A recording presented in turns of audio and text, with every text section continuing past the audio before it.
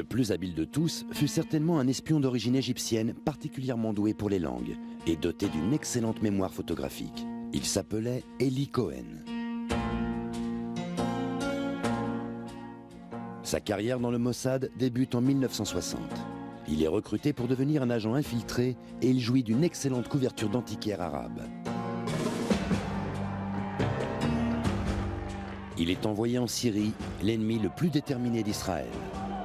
C'est une période de forte tension qui, pour beaucoup, annonce l'imminence d'une guerre. À Damas, Cohen loue un appartement situé de l'autre côté de la rue du QG de l'armée syrienne. De sa fenêtre, il suit tous les mouvements de l'armée, puis transmet son rapport au Mossad par radio. Son émetteur est dissimulé dans le moteur d'un fouet électrique. Dans sa panoplie d'espions, on trouve également du plastique dans des barres de savon et de faux cachets d'aspirine, qui sont en fait des capsules de cyanure.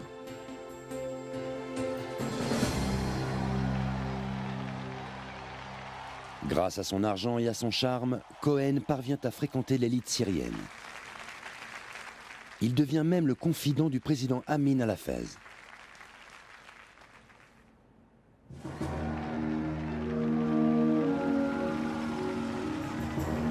Il cultive soigneusement ses amitiés au plus haut niveau de l'armée syrienne. Des pilotes de l'armée de l'air l'invitent à faire des promenades en avion et en planeur.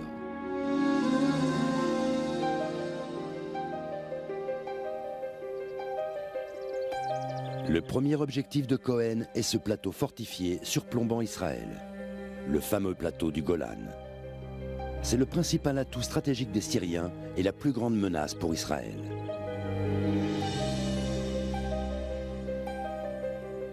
Là, Cohen utilise ses amis syriens pour obtenir des informations capitales. C'était quelqu'un de remarquable. Il a réussi à nouer des amitiés dans les plus hautes sphères du pouvoir de ce pays. Il était tellement apprécié qu'il visitait fréquemment le plateau du Golan. Les Russes lui faisaient visiter les fortifications qu'ils construisaient. Ils lui ont montré où se trouvaient les mitrailleuses, les canons antiaériens. Il était très apprécié. Cohen retransmet à Israël toutes les informations qu'il collecte. Cependant, lorsqu'il entame la 4e année de sa mission, l'idée de retrouver son foyer et sa famille l'obsède. Il a sacrifié sa vie personnelle. Il était loin de sa famille. Il n'avait pas revu sa femme et ses enfants. Il envoyait des lettres par le biais de 3 ou 4 intermédiaires. Il est difficile de vivre sous une fausse identité. Il n'était pas Eli Cohen en Syrie. Il était un homme d'affaires syrien d'origine argentine.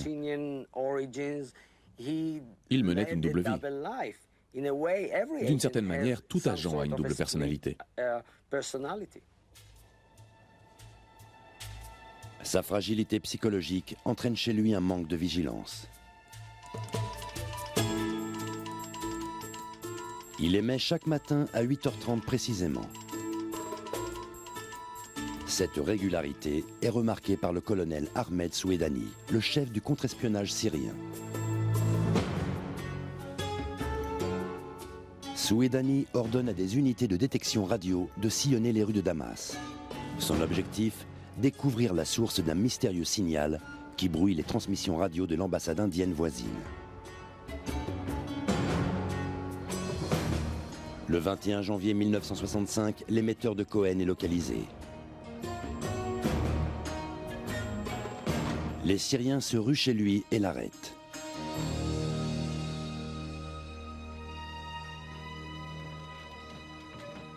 Cohen est jugé en compagnie d'autres suspects par un tribunal militaire syrien. Il est condamné pour trahison. Le 8 mai, la sentence est prononcée, la mort.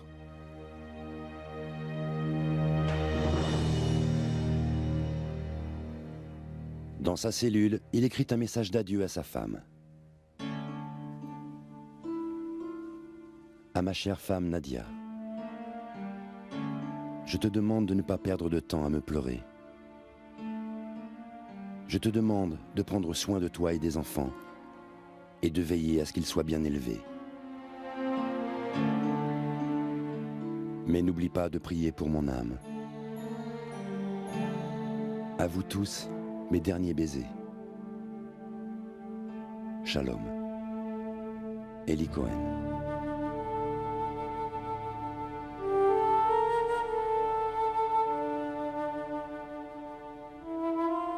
L'exécution a lieu le 18 mai 1965 à 3h35 du matin.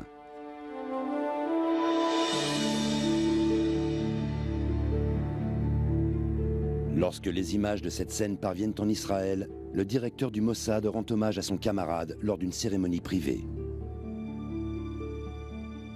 Il était le plus grand, le meilleur d'entre nous. 2 ans plus tard, ces mots prendront un nouveau sens. Le travail de Cohen va permettre à Israël de remporter sa plus grande victoire.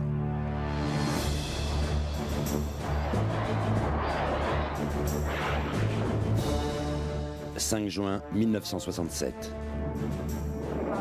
Israël lance des frappes préventives contre l'Égypte, la Jordanie et la Syrie.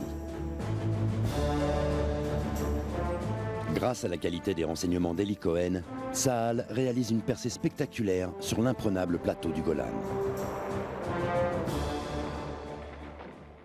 Pour l'attaque de la Syrie, les services de renseignement israéliens disposaient de tous les détails transmis par Eli Cohen, de la plus petite tranchée à la position du plus simple soldat. Ça a permis à l'armée d'avoir le moins de pertes possible. La surprise a été totale. Les Syriens ont perdu le plateau du Golan, ce qui paraissait jusqu'alors impossible.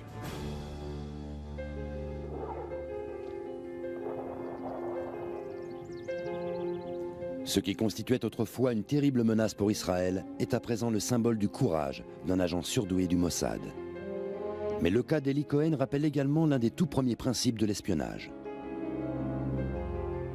Quelle que soit la valeur de l'espion, aucun n'est invulnérable lorsque l'ennemi utilise habilement la technologie.